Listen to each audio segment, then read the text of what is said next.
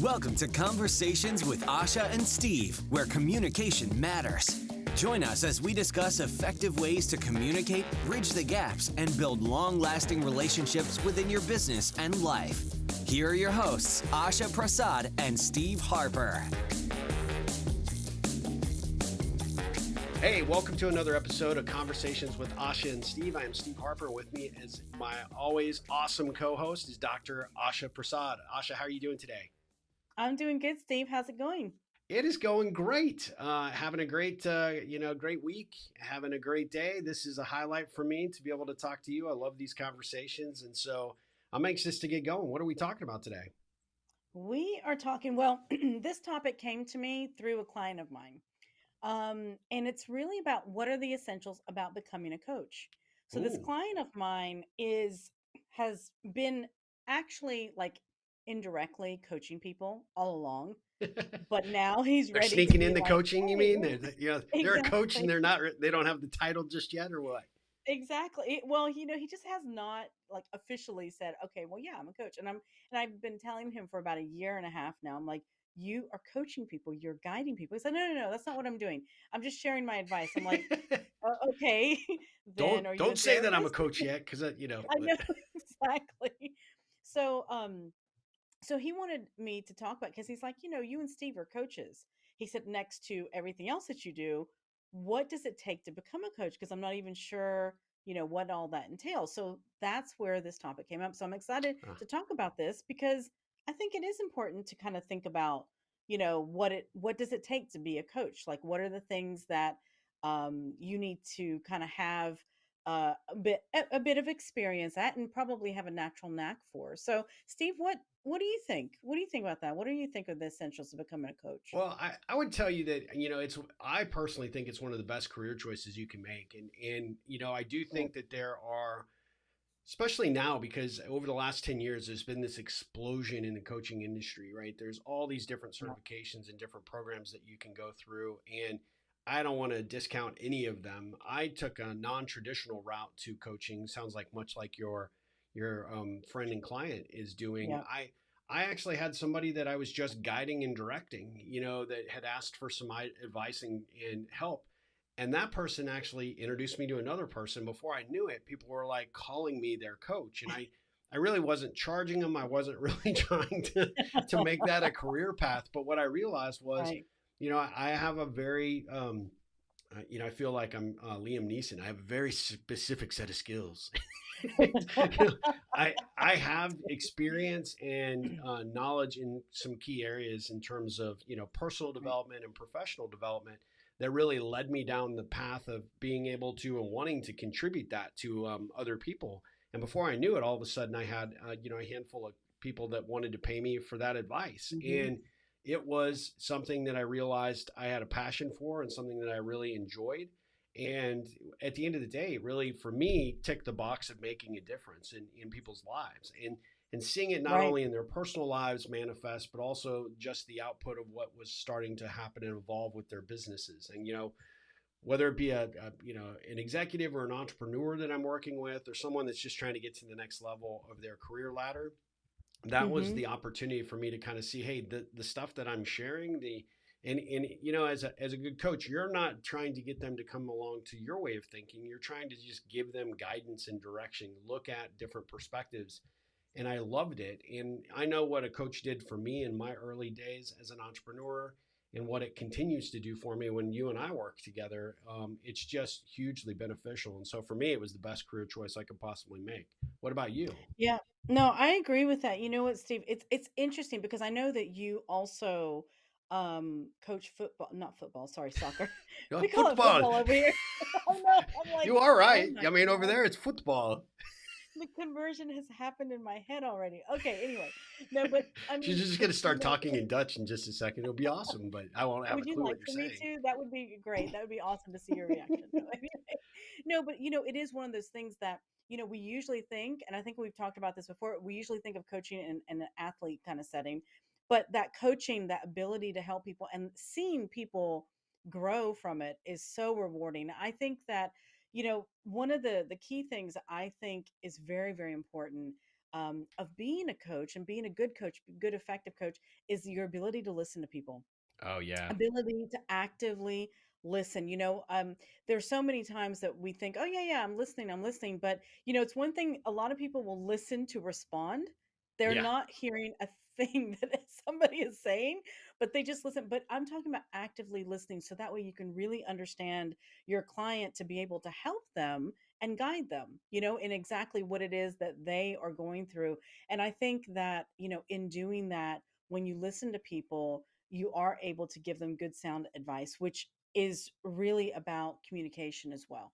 Because I think that some of the best coaches know how to communicate with just about anybody under the sun. I mean, you've got to be able to communicate and formulate your thoughts and formulate your ideas, and being Excuse me. able to to be able to have that rapport with somebody. Because whenever we do that, whenever you are a coach with somebody, someone is trusting you, someone's Yeah. entrusting you with some of the most vulnerable things that can come up. I mean, whether it's professional coaching or personal coaching, it's all, I consider it all one and the same. But there are some things that can really come up, and you've got to be willing to handle that person and communicate with that person, letting them know that you're there and that they have a safe place. And that all comes down to your listening and communication skills. Yeah, So I think absolutely. that's And really important. we've talked about this on prior episodes about coaching, in that, it is probably one of the greatest gifts you can be given is to have somebody's 100% attention on you. Yes. And a committed coach really wants to see you evolve to the next level. And so they have an investment in you, in seeing, Yes. you come from where you are to where you can be. And I think that's really critical. And you talk about the ability to listen is, an essential element of coach. The difference between, I think, a coach and a consultant is, Hmm. obviously they are in there because they feel like they're the subject matter experts. So they're coming in with all the answers. Yeah. When you're a consultant, as a coach, you're just trying to shine a light on several things that, give that client the opportunity to look at things from a different lens, a different perspective.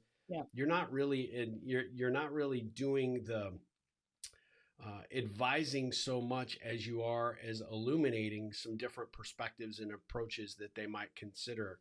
And we get, especially for business owners, because you and I have faced this as entrepreneurs, you get so Yeah. laser focused on what's happening and what you need to do and what you need to accomplish, that sometimes that tunnel vision leads us down a path that we won't be open to looking at other opportunities or other, Exactly. angles or avenues, unless somebody stops us and say, well, hold on, before we do that, let's think about this. What other questions should Yeah. we be asking? What do we not know about this situation?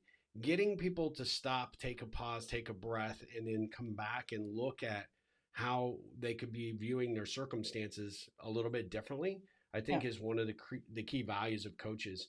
You and I know a few coaches that, they look at it, from a perspective of, they approach it almost like a consultant, which takes away the coaching piece altogether, Yeah. right? And It's true. at the end of the day, it's just like, and you brought it up, I'm a soccer coach for 28 years. I can tell the boys what to do. I can give them the strategy. I can say, Hmm. here's how we're going to play and execute the game, but they still have to play the game, right? And at the end of the Exactly. day, the coach really is just there to be that barometer, that guide. And so I think that's Yeah. pretty key. That's true. And you know what, Steve? I think it is something. I mean, if someone like my client, for example, I mean, I really see him evolving into a coach. He already is a coach. Yeah. It's just a matter of officially feeling that self-confidence to step into that role. But I think that once he does, he's going to be able to help so many more people. And it's such a great it's such a great, I guess, sense of fulfillment whenever you can help people and guiding them, being their coach, their cheerleader in the background, just cheering Yeah. them on, supporting them. I think it's one of the most rewarding things that I know that I've been able to experience over the years of coaching people. So Well, and I yeah, think, like, we touched on it at the very beginning of this, right? It's about guidance, not advice, right? It's about exactly. being that listener, being that person in their corner that's going to pick them up when, they get knocked down, dust them off, get them back into the game Yeah, of, life or business or whatever they're dealing with.